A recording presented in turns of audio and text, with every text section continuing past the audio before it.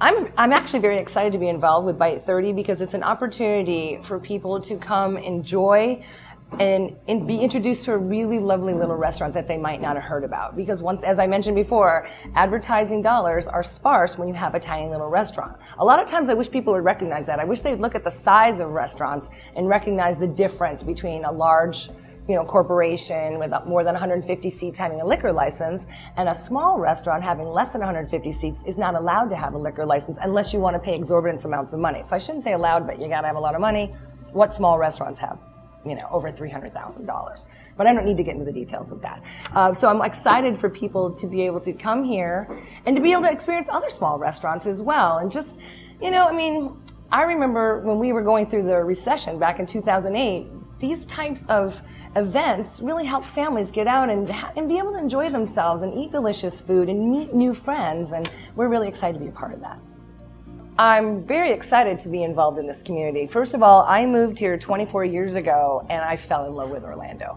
I just thought Orlando was like the most amazing backyard anyone could ask for. One of the first parties I ever went to here was when Universal Studios opened in 1990, and I called all my friends in New York City and I was like, you ain't seen nothing like they do parties here. I mean, this is like amazing. And I fell in love with theme parks and I fell in love with the beauty of the city. But there was one thing missing. I have to tell you, I did long for, being a New Yorker, I did long for a glass of wine and just a bowl of pasta sitting outdoors. So it's kind of funny, 24 years later, I actually can do that now in my own restaurant.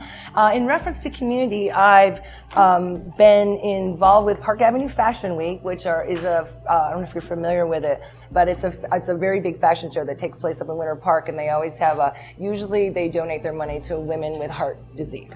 Most recently, I am a provisional member of the Orlando Museum, I'm very excited to say. So I'm going to be doing fundraisers and working on the Festival of Trees and raising money for the museum.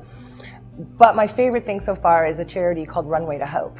And I was so excited to be involved this year. They invited me to be a stage manager. And they said I did such a great job that I'm now part of the family. And I have to say, working with all those children and seeing the people that are committed to that organization and helping those families, I've never done anything that's felt so right.